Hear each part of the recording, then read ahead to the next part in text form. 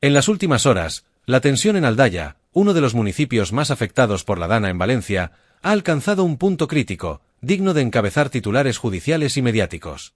En un ambiente cargado de frustración, el pleno extraordinario convocado ayer por la tarde se convirtió en un hervidero de emociones desbordadas. Mientras el alcalde y sus concejales subían al escenario del teatro local, la indignación de los ciudadanos retumbaba como un eco incontrolable entre las paredes del recinto.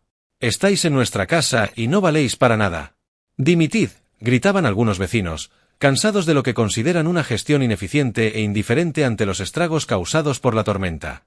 Pero la indignación no solo provenía del público, incluso miembros de la oposición política se sumaron a las exigencias de renuncias, buscando responsables entre las filas del gobierno local.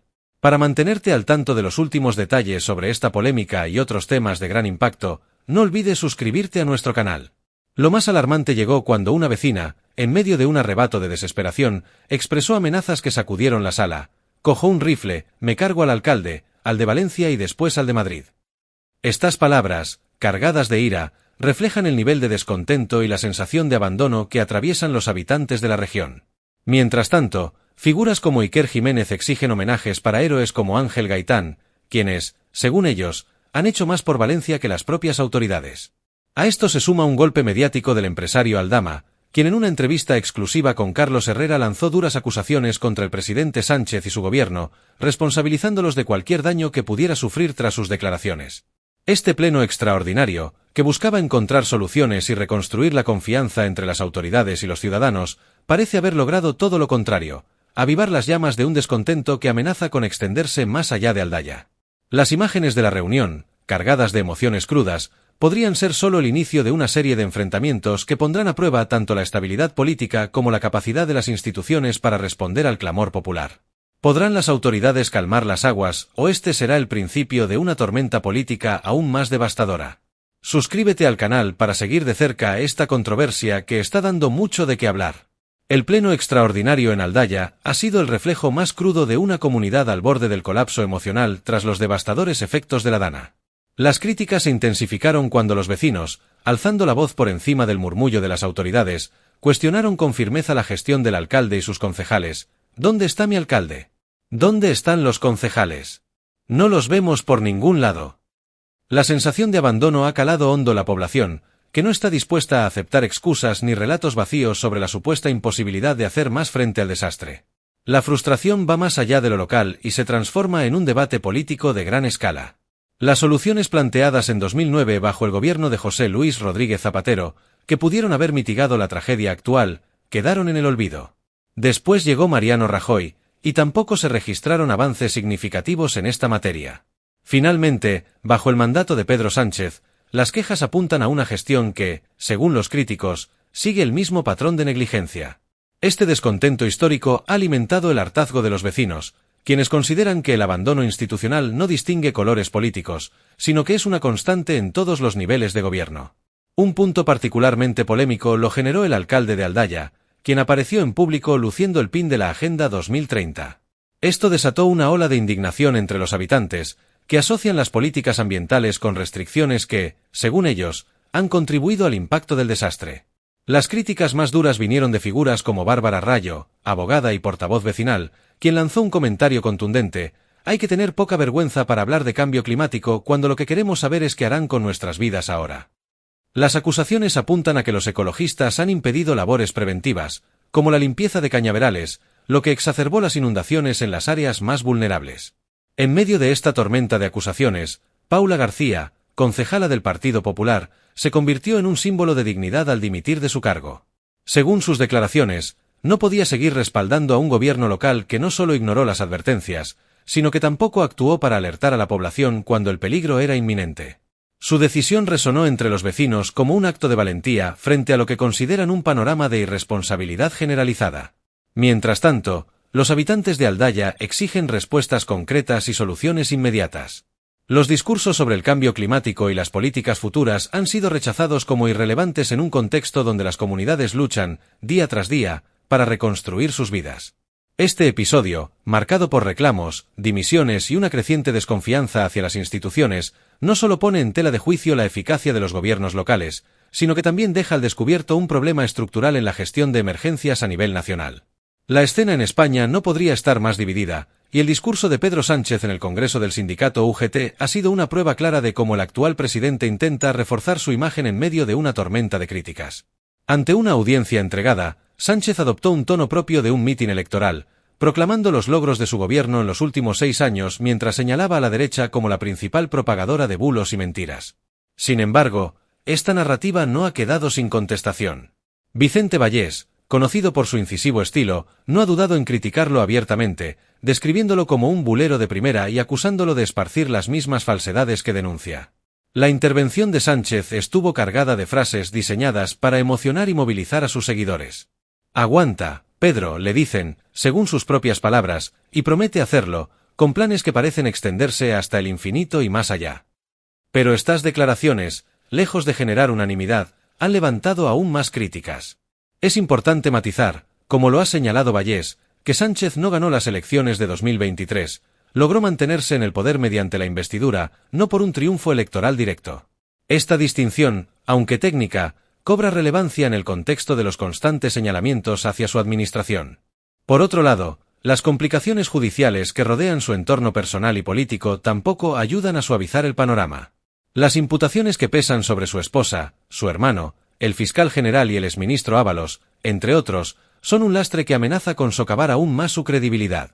A esto se suma la dura crítica del empresario Aldama, quien no ha escatimado en acusaciones hacia Sánchez y su gobierno, calificándolos de ineptos y responsables de múltiples irregularidades. El contexto no se limita únicamente a lo político, sino que se mezcla con las desgarradoras imágenes que muestran la tragedia que vive España en estas semanas. Los cadáveres que llegan a las playas y que son retirados por equipos de rescate son un recordatorio brutal de la magnitud de los desastres que enfrenta el país.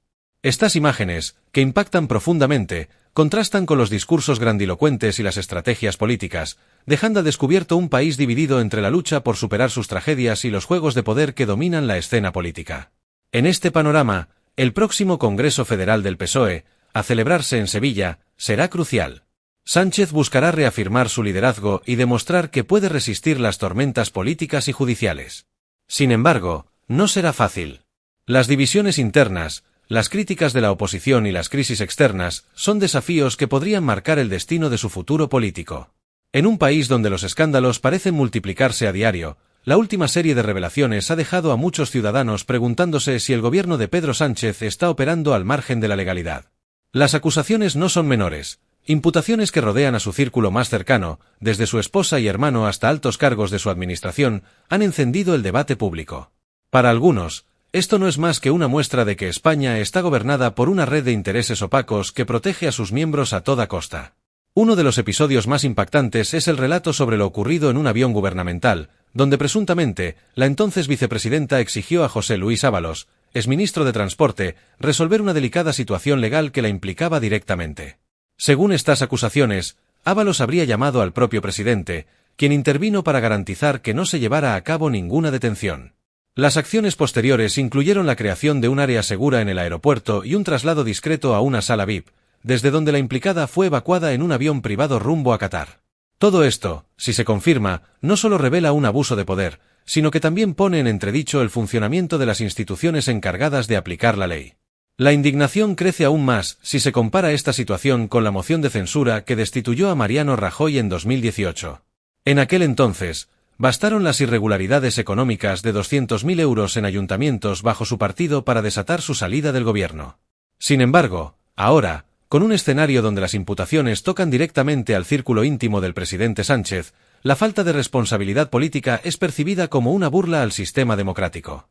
Además, estas revelaciones llegan en un momento especialmente delicado, con el país aún lidiando con las secuelas de la Dana, una catástrofe natural que ha devastado comunidades enteras. La percepción de que el gobierno está más centrado en proteger a los suyos que en responder a las necesidades urgentes de la ciudadanía ha intensificado el descontento social. Para muchos, la combinación de negligencia en la gestión de emergencias y la sombra de la corrupción política refuerza la idea de un gobierno desconectado de la realidad y las prioridades del pueblo. Las palabras que resuenan en las calles no pueden ser más contundentes: nos gobierna una mafia. Aunque esta frase pueda parecer extrema, refleja el nivel de frustración que sienten los ciudadanos al observar cómo las instituciones, en lugar de servir a la población, parecen estar al servicio de unos pocos. ¿Será este el comienzo de un colapso político que podría cambiar el panorama en España? A medida que pasan los días tras el impacto de la Dana en Valencia, queda claro que la respuesta oficial ha sido, por decirlo menos, insuficiente. A pesar de las declaraciones grandilocuentes del gobierno sobre sus esfuerzos, la realidad en el terreno refleja un panorama desolador. Barro acumulado, estructuras colapsadas, materiales tóxicos abandonados y comunidades enteras en estado de emergencia sanitaria son el testimonio más elocuente de una gestión ineficaz. Sin embargo, en medio de esta tragedia, figuras como Ángel Gaitán han demostrado lo que significa liderar con acciones, no con palabras. Gaitán, reconocido por su labor incansable, ha desplegado una operación de ayuda sin precedentes. Con 100 camiones de material, 50 generadores de luz y 300 farolas solares, además de asistencia casa por casa, su contribución supera con creces lo que cualquier organismo oficial ha logrado en estas semanas. Es un esfuerzo titánico que, en lugar de reconocimiento unánime, ha sido objeto de críticas infundadas por quienes lo acusan de motivaciones políticas o ideológicas. A pesar de esto, su impacto en la comunidad es incuestionable, y la propuesta de Iker Jiménez de dedicarle una calle no parece descabellada, sino más bien un gesto mínimo de gratitud hacia alguien que ha hecho lo que las autoridades han dejado de hacer. Mientras tanto, los gobiernos locales y nacionales parecen más ocupados en narrativas optimistas que en resolver el caos. Las escenas de garajes inundados, edificios en peligro de colapso y materiales en descomposición ilustran una realidad que no puede maquillarse. Es aún más alarmante escuchar que los pocos recursos desplegados, como las empresas privadas contratadas para limpiar las zonas afectadas, son claramente insuficientes para abordar el nivel de devastación. ¿Cómo se explica que, 29 días después, miles de familias sigan viviendo entre escombros y desechos peligrosos? El colmo de la desconexión es que algunas voces mediáticas afirman que zonas como Catarroja están regresando a la normalidad. Pero, como lo han señalado residentes que conocen de primera mano la realidad, esta nueva normalidad no tiene nada que ver con lo que debería ser. La falta de equipos adecuados para los trabajadores, el riesgo tóxico en los sótanos y la negligencia hacia los cimientos estructurales de las edificaciones son una bomba de tiempo que pone en peligro no solo las propiedades, sino también vidas humanas. En este contexto, surge una pregunta inevitable: ¿qué más tiene que ocurrir para que las autoridades actúen con eficacia? Ya hemos visto colapsar edificios y cobrarse vidas. ¿Será necesario un desastre mayor para que quienes tienen el poder asuman su responsabilidad? El colmo de la desconexión de la realidad es que algunas voces mediáticas, ajenas a la situación real, afirman que zonas como Catarroja están regresando a la normalidad. Sin embargo, esta afirmación, que podría sonar reconfortante para algunos, no refleja ni de lejos la verdadera situación que enfrentan los residentes de la localidad. Para aquellos que viven allí, que conocen el terreno y las vicisitudes diarias, la nueva normalidad a la que se refieren no tiene absolutamente nada que ver con lo que debería ser un proceso de recuperación genuino y responsable. En lugar de estar disfrutando de un regreso a la estabilidad, los habitantes de Catarroja se enfrentan a un cúmulo de problemas que no se pueden obviar tan fácilmente con declaraciones vacías. Uno de los aspectos más alarmantes es la falta de equipos adecuados para los trabajadores que están intentando hacer frente a la crisis, algo que no solo ralentiza el proceso de recuperación, sino que agrava la situación. Los esfuerzos por subsanar los daños son, en muchos casos, improvisados y carecen de las herramientas necesarias para garantizar que las reparaciones sean efectivas y seguras.